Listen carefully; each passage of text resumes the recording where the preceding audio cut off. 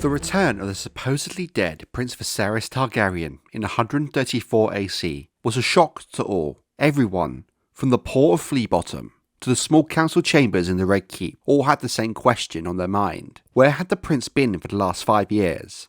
And what had truly happened to him during this time? In 129 AC, it will be recalled that Queen Rhaenyra had sent her 2 youngest sons to Pentos to keep them from harm's way as the Dance of the Dragons reached its bloody peak, only to have the ship taking them across the narrow sea sail into the teeth of a war fleet from the Triarchy. Whilst Prince Aegon had escaped on his dragon, Stormcloud, Prince Viserys had been taken. Then the Battle of the Gullet soon followed, and when no word was heard of the young prince afterwards, he was presumed dead. No one could even say for certainty which ship he had been on, and no ransom from a possible captor came. Though many thousands died in the Battle of the Gullet, Viserys Targaryen, the son of Queen Rhaenyra and Prince Daemon Targaryen, was not one of them. To the surprise of all, the ship carrying the young princeling had somehow managed to survive the battle, slowly limping back home to Lys, only just about making it to port. In Lys, Viserys found himself a captive of the Grand Admiral of the Triarchy, Shakara Lothar.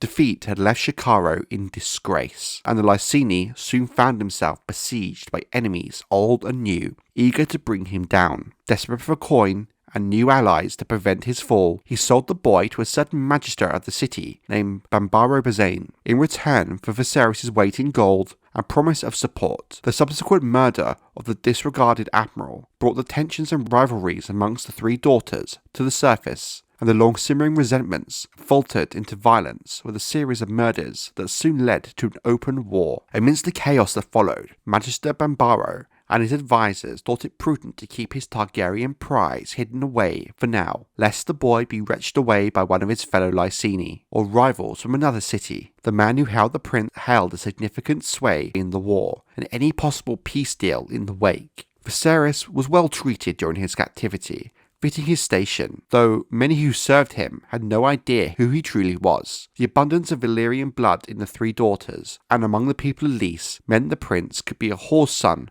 for anyone really knew. Though forbidden to leave the ground on Bambaro's manse, he had his own suite of rooms, shared his meals with the magister and his family, had tutors to instruct him in languages, literature and mathematics, history, and even a master at arms to teach him swordsmanship, an art at which he soon excelled. Given the boy's age at the time of his captivity, it is reason to think that he did not truly understand the situation he was in fact in, and that he was really a captive. It is widely believed, though never proven, that Bambaro's intent was to wait out the Dance of the Dragons, and then either ransom Prince Viserys back to his mother, should Rhaenyra emerge triumphant, or sell his head to his uncle, should Aegon II prove victorious. Either way, Viserys was an extremely valuable asset to hold. As Lys suffered a series of shattering defeats in the Daughters' War, these plans went awry. Bambaro Bazane died in the disputed lands in 132 when the sellsword company he was leading against Tyrosh turned against him over a matter of back pay. Upon his death, it was discovered that he had been enormously in debt, whereupon his creditors seized his assets and sold off his manse. His wife and children were also sold into slavery, and his furnishings, clothing and books, and anything valuable, including the captive princeling, passed to the hands of another nobleman, Larra Rogare. Lysandro was the patriarch of a rich and powerful banking and trading dynasty whose bloodline could be traced back to Valyria before the Doom. While many in Lys and the 3 daughters can trace their ancestry back to old Valyria, from whores to traders, the Rogares appeared to descend from those in high Valyrian society. Amongst many other holdings, the Rogares owned a famous pillow house, perfumed garden. Viserys Targaryen was so striking that it is said that Larra Rogare, for a while,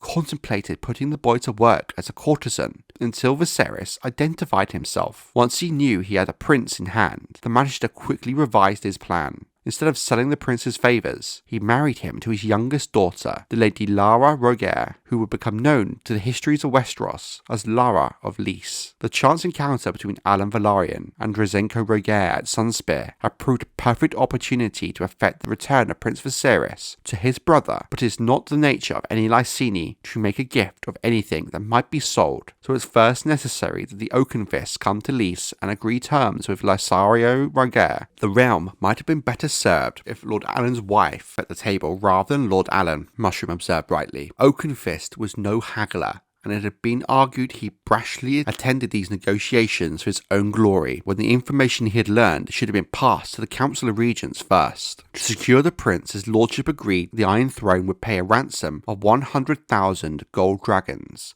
an enormous amount of gold, and they also agreed not to take up arms against House Rogare or its interests for 100 years, and entrust the Rogare Bank of Lys with such funds as were presently held by the Iron Bank of Braavos, grant lordships to 3 of Larsario's younger sons, and above all, swear upon his honour that the marriage between Viserys Targaryen and Larra Rogare would not be set aside for any cause. To all of this, Lord Aly Velaryon agreed and affixed his sign and seal.